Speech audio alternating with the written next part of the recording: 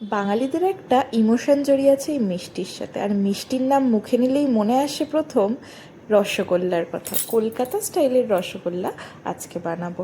নবস ওয়ার্ল্ডে আপনাদের স্বাগত জানাই।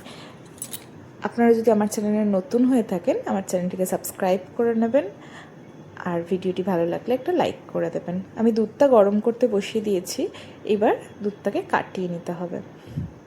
আমি এখানে লেবু ইউজ করছি। আমি এখানে বাফেলো মিল্ক আর কাউ মিল্ক দুটো একসাথে মিক্স করে করেছি। এই যে লেবুর রস দিচ্ছি দুধটাকে কাটিয়ে নেওয়ার জন্য। বাট দুধটা কিছুতেই কাটছিল না, বিকজ এটা ফুল ফ্যাট মিল্ক ছিল, তাই অনেক লেবু রস দেওয়ার পরেও দুধটা কাটছিল না। তাই আমরা এখানে ভিনিগার আর জল, 2 চামচ পরিমাণ ভিনিগার আর 2 চামচ পরিমাণ জল আমি একটা কাপে রেডি করে নিয়েছি। তো সেইটাই আমি দুধের মধ্যে দিয়ে দিলাম। অল্প 1 চামচ করে দিতে থাকছি। আমি গ্যাসের ফ্লেমটা কিন্তু বন্ধ করে দিয়েছি। এই যে 2 চামচ মতন দিয়েছি, কেটে গেছে অনেকটাই। আর একটু দিয়ে দিলাম যাতে ভালো করে দুধ আর জলটা, ছানা আর জলটা আলাদা হয়ে যায়। যে ছানা থেকে জল ছেড়ে দিচ্ছে।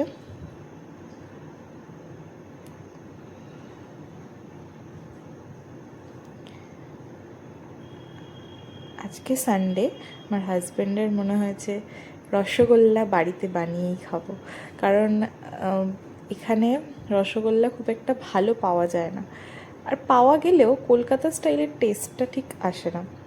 তাই জন্য আমরা ঠিক করেছি বাড়িতেই বানিয়ে খেয়ে নেবো। কারণ এর আগের বারে যখন আমরা অর্ডার করে খেয়েছিলাম, খেতে একটুও ভালো লাগেনি, সবটা ধরতে গেলে নষ্টই হয়েছে। সেই জন্য আমরা ঠিক করেছি আজকে বাড়িতেই বানিয়ে নেবো। কথা বলতে বলতে ছানাটা ছাঁকা হয়ে গেছে, ছেঁকে নিয়েছি। এবার ফ্রেশ জলে সেটা ভালো করে ধুয়ে নিচ্ছি, যাতে তাতে কোনো রকম টক ভাব না থেকে যায়। এই যে আমি চামচের সাহায্যে ভালো করে ছানাটা ছেঁকে নিলাম। এবার ছানাটা থেকে ভালো করে জলটা নিখড়ে বের করে নেব।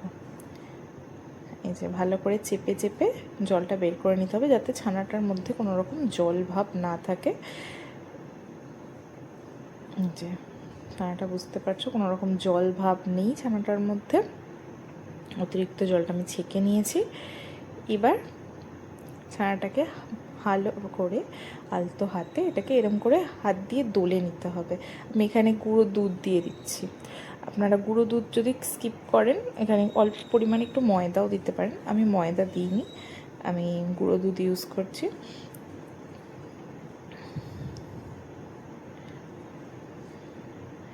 গুঁড়ো দুধ দিয়ে ভালো করে মিক্স করে নিয়ে এইভাবে হাতে এরকমভাবে দলে দলে নিতে থাকবেন। যতক্ষণ নিতে হবে, যতক্ষণ না হাতে যখন রসগোল্লার যে শেপ, গোল গোল শেপ দেবে, যতক্ষণ না ওটা টাইটভাবে গোল শেপের হচ্ছে ততক্ষণ এইভাবে দলে দলে নিতে হবে ছানাটাকে। এই যে আমি ভালো করে দলে নিচ্ছি, যাতে যখন রসের দেব তখন যাতে ছেড়ে না যায়, যেমন ভালো করে দলে নিয়েছি। এই যে এরকম গোল বানিয়ে একটা দেখে নিলাম যে হচ্ছে কি না। এই যে এরকম টাইপের গোল হয়ে গেছে।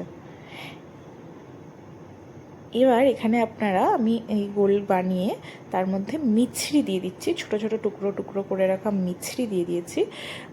আপনারা চাইলে এখানে নকুলদানাও ইউজ করতে পারেন। তাতে রসগোল্লাটা যখন রেডি হয়ে যাবে, তখন যখন ভেতরে রসগোল্লাটা কাটলে যে ভেতরে একটা রসালো ভাব থাকে, সেই জিনিসটা আসবে।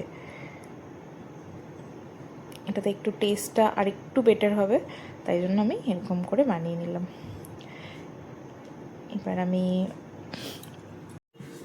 আমি জল গরম করতে দিয়ে দিয়েছি। এর মধ্যে দিয়ে দিলাম চিনি। আমি এই কাপটার 3 কাপ মতন জল নিয়েছি, পরিমাপ মতো, অ্যাপ্রক্স 3 কাপ। আর চিনি নিয়েছি আমি এখানে এখন 1/2 কাপ দিয়েছি, কিন্তু পরে আমি আরও 1/2 কাপ মতন অ্যাড করেছিলাম, কনসিস্টেন্সি বেশি পাতলা হয়ে যাচ্ছিলো বলে। আমি এখানে 2টো এলাচ দিয়ে দিলাম। এখানে আমি অল্প পরিমাণ দুধ রেখে দিয়েছিলাম, মানে একদম ওই 2-3 চামচ এরকম দুধ, তো সেটা আমি একটু দিয়ে দিচ্ছি। এটা দেওয়ার কারণ চিনির মধ্যে থাকা যে নোংরাগুলো সেগুলো তো রসের মধ্যেই থেকে যাবে, তাই জন্য এই যে একটু ভালো করে দেখলে বুঝতে পারবেন, ক্যামেরাতে যতটা দেখানো যাচ্ছে চিনির যে নোংরাগুলো জলের মধ্যে এইভাবে ফেনা ফেনা হয়ে ভেসে উঠছে দুধটা দেওয়ার ফলে। এইটা আমি ধার থেকে এইভাবে যতটা পারা যাচ্ছে চামচে করে, চামচের মাধ্যমে ছেঁকে ছেঁকে তুলে নিতে হবে, তাতে রসটার মধ্যে কোনো রকম নোংরা থাকবে না।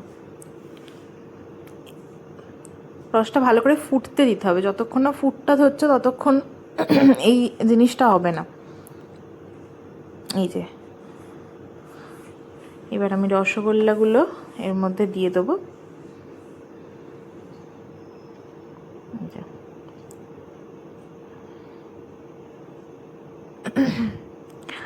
আমার 1 লিটার দুধ ছিল, 1 লিটার দুধের মধ্যে আমার 18টা মতো 18-19টা মতো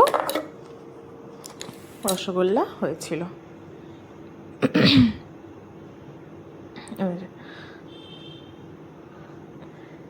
এই যে আমি সব রসগোল্লাগুলো এখানে দিয়ে দিলাম।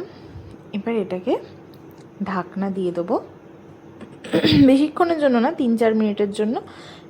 এবার ঢাকনা খুলে নিয়েছি, এবার একটু নাড়িয়ে দেবো। কোনো রসগোল্লার গায়ে ঠেকিয়ে না চামচটা দিলে হবে না, এমনি রসের মধ্যে যাতে রসগোল্লার গায়ে না ঠেকে যায় এইভাবে চামচটাকে ঘুরিয়ে ফিরিয়ে নাড়িয়ে নিতে হবে। এই যে প্রায় রসগোল্লা হয়ে গেছে, যে দেখতে পাচ্ছেন। এবার আমি তুলে নেবো, এটাকে সার্ভ করবো। রসগোল্লার সাইজগুলো দেখুন, রসগোল্লাগুলো ফুলে উঠেছে অনেকটাই। আচ্ছা, আমি তুলে নিচ্ছি বাটির মধ্যে।